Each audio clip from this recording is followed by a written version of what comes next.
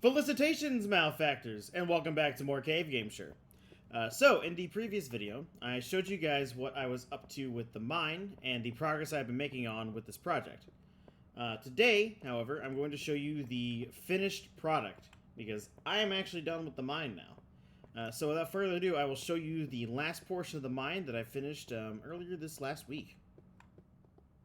Alright, here we are. We are at the bottom of the mine. This is, well, the main actual mine room. This is where I'm going to do all the mining for any of the materials that I need from here on out. Now, I did take some inspiration from the spawn mine, specifically these grates up here, as well as the lava floor, which, if you remember, is inside the spawn mine. It's just this glass floor with lava underneath it. Additionally, of course, I also used the same tunnel design because this works quite well. Now, the floor of this is at 6, and the top of this is up at Y32. The reason I decided to do that was simply because gold is cutoff for gold is at 32, and that's where I wanted to stop this thing, which allowed me to create this giant room. Overall, I'm very happy with this thing. It's quite large to stand in, and yeah, this is going to be where I'm going to be extracting a lot of resources from. I haven't used it quite yet, because I did actually manage to get quite a few diamonds out of this, for tools. But also because I'm going to have a demand for iron here shortly, very shortly. But it hasn't ramped up quite yet. So now we're going to go outside. And I'm going to head over to another nearby spot over outside of the mine. Alright, I'd like you to meet my dog, Archibald. So I got him whenever I was farming sheep out here. I was like, you know what? A dog would be quite helpful for getting rid of sheep. So I decided to tame him, and I've named him Archibald. He kind of just sits here. I'm not going to bring him out unless I need to. But let's head outside. And you might notice that the snow is finally gone. Among other things, I've also placed the pickaxe up here out of diamond blocks. And I don't remember if I had swapped this out in the last video, but I've also got the 4 gold blocks there. And again, I swapped the pickaxe from being indented to being, like, pushed out from there.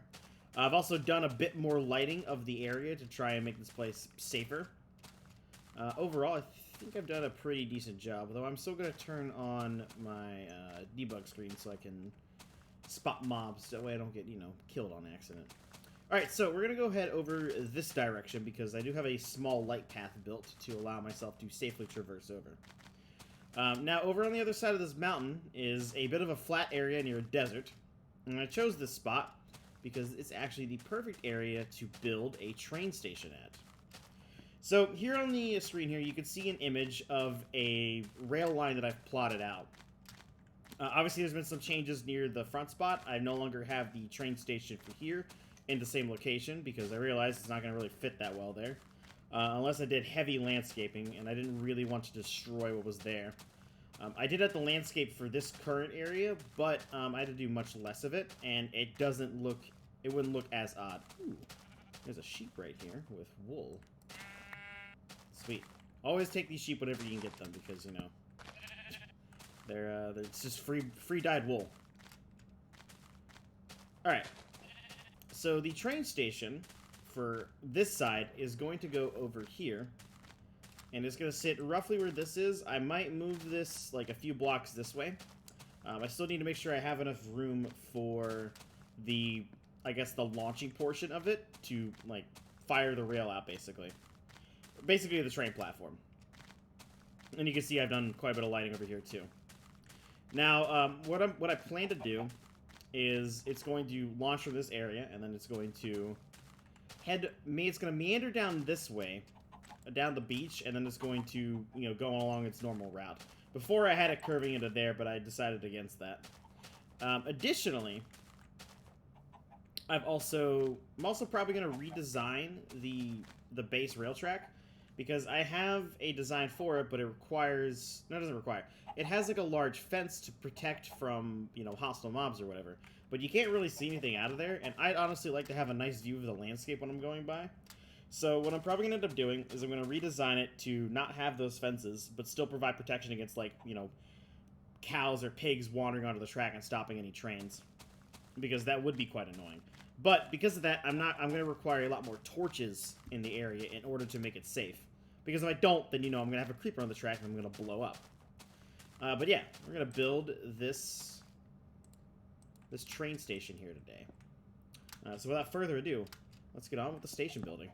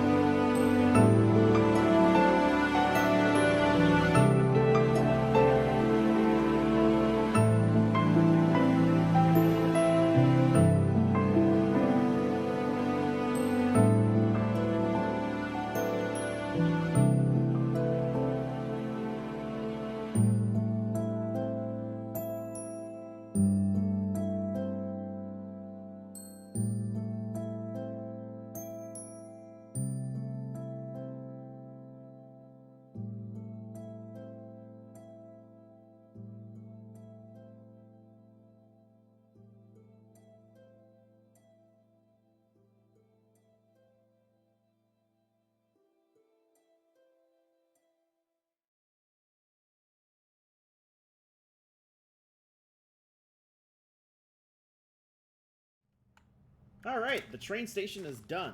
I've had this design actually ready for quite a while, since well before we were in beta 1.4. So it's kind of cool to actually see this thing come to fruition, you know, in the world itself, rather than just existing in my creative flat world. But yeah, so I'm pretty happy with the way this has turned out so far. You know, it works quite well. So, let me go into the train station here, because you kind of couldn't really see it from the time-lapse itself.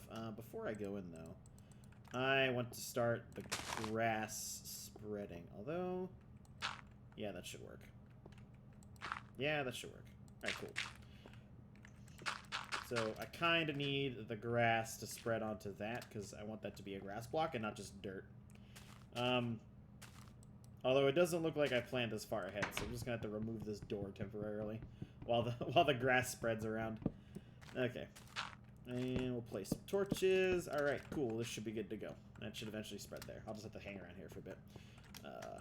And I guess I'll just place the door right here. I'll put it back later.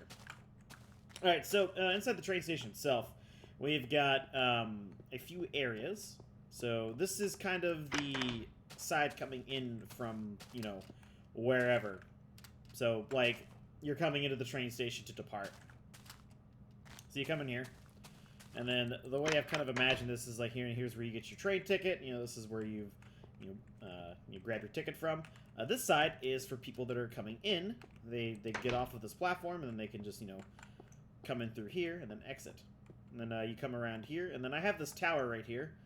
It's more, I guess it's more like an observation tower, because it wasn't the original...